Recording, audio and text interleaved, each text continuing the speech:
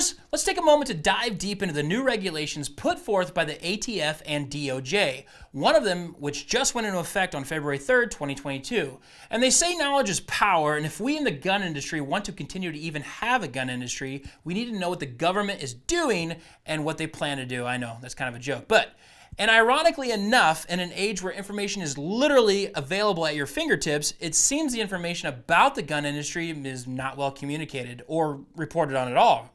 For instance, the regulations we will look at today aren't exactly a front page news headline.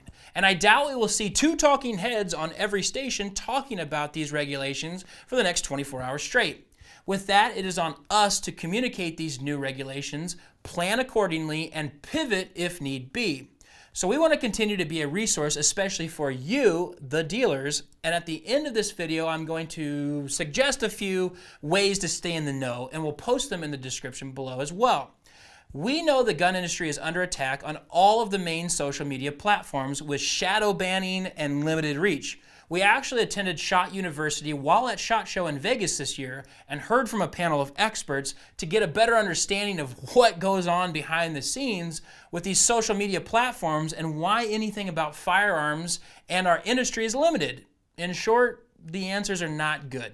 And we will go over those in another video, but for now, the more of us who actually get the word out there, share it, post it, whatever, hopefully adds to the fodder of information and gets into more humans' eyes and humans' ears.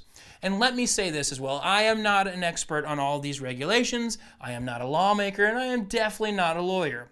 I did work for the federal government for over a decade and a half as a military member and as a civilian contractor, but that still doesn't mean I have all the answers. So this is a forum to do our best to dive into what we see, communicate the best we can, and give us a platform to comment, share, discuss, you name it. Basically get the word out there. So let's dive in. In January of 2022, just recently, we have seen three major items impacting the gun industry get released.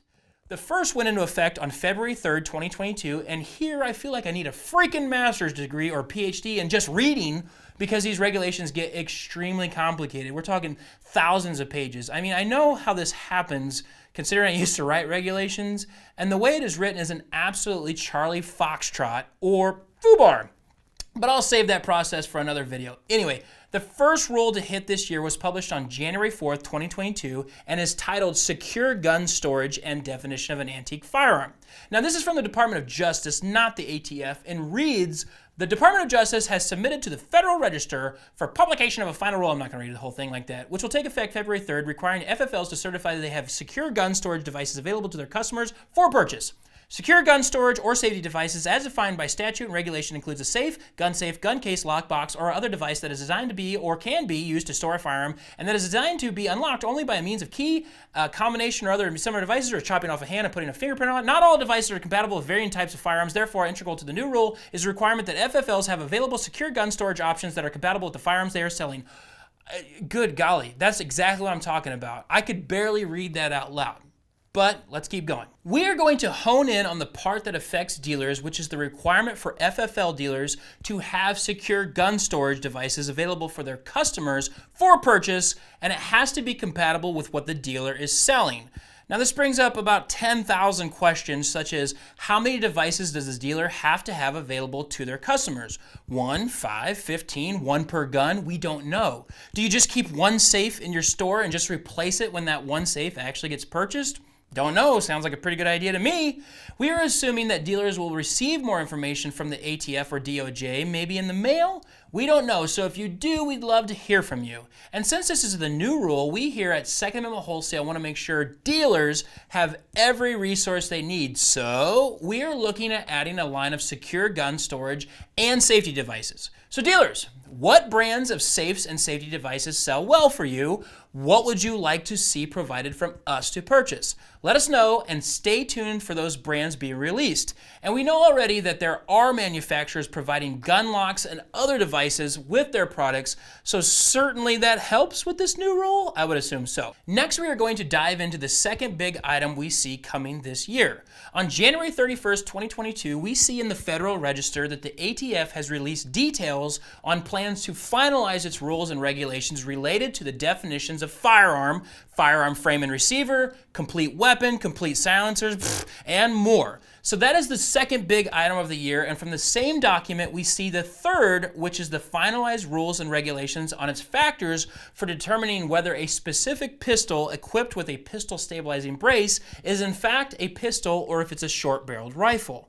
And in short, we actually only have received the tentative schedule on when these rules and regulations will be released. The final action for definitions of firearms and firearm parts will occur in June 2022, and the final action for pistol braces versus short-barreled rifles will be August 2022. So we don't really have all the answers yet, but from reading through these documents, it looks like the proposed rules and regulations we were allowed to comment on last year before September 2021 will be put forth. We did have our chance to comment, and we did, but it doesn't seem to matter, and the ATF is moving forward with their agenda. I really hope that it is required that someone had to read every single comment word by word. Since I put in my comments, I started with my thoughts and ended with the script of Braveheart. I can only hope somebody read it all. How do these regulations truly affect you, the dealer? Let's talk about it. We already know the requirement is now in place for FFL dealers to also sell safes or safety devices. Got it. We went over that. But these next two items are still speculations, even though it looks like the suggestions we were able to comment on will now be rules. Even after reading the definitions again, it looks like, simply put, more serial numbers for pieces of plastic or metal that resemble a lower receiver, but we are still not sure until the actual definitions are released in June. Got more information on this? We'd love to hear from you, please.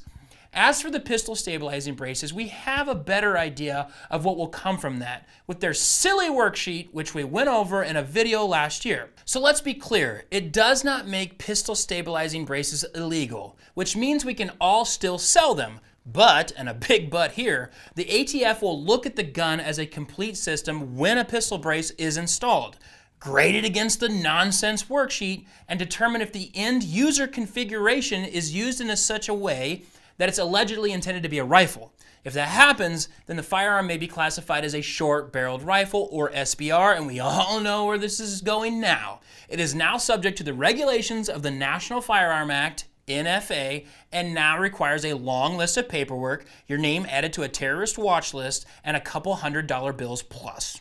And let's get down to brass tacks here. All of this is just a turd sandwich. That's right, a turd sandwich. Let me explain that analogy. In theory, what the Department of Justice and ATF says this will solve sounds really good.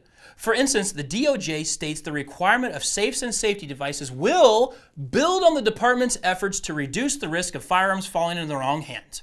And in the risks portion of the Federal Register, they state things like, without this rule, public safety will continue to be threatened by the criminal use of such firearms which are easily concealable from the public and first responders, which is in regard to pistol braces. Sounds good, right? That would make an excellent headline. DOJ and ATF reduce gun violence and keeps the public safe. Sounds great. And on the outside, that's the bread of the sandwich. But we know better. On the inside is a turd which only makes it harder for dealers to sell what is guaranteed in our Second Amendment. Placing requirements on safety devices cuts into overhead costs and retail space on a product that may or may not move. Creating more definitions or requirements on traceability only takes more time and money, which time and money are kind of valuable commodities these days. And the worksheet for pistol braces has obviously been put into place to just start making more guns illegal. Especially since I don't see a lot of gangbangers out there running around with a stolen LWRC Second Amendment Wholesale Exclusive Edition pistol with SBA 3 pistol brace. Why? Because responsible gun owners would shoot them in the face if they tried to steal that gun from them, right? And last but not least, if a human being has ill intentions of using a firearm to harm others, none of these rules or regulations apply to them or honestly even deter them. So it's a turd, but to the public, looks great. So we have got to get the word out there since the media is obviously not going to report on it and won't even dive into these topics.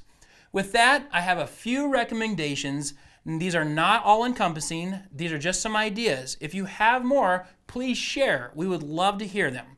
But here are 3 websites you can sign up with an email to receive alerts, newsletters, etc. Truth About Guns, the ATF website, yeah, and Uncle Sam's Misguided Children. That makes me chuckle every time I say it. As for YouTube channels, Guns and Gadgets just did a video on these regs, and so did Colin Noir, Armed Scholar, and Mr. Guns Gear. If you want to see them, go check out their channels. So check out all the resources that we have below. Feel free to comment with more resources, ideas, thoughts, opinions, and let's keep this discussion going and get ready to pivot in 2022 so we can continue to provide this great nation with excellent products that solidify our rights and keep us safe. Have a great day, dealers.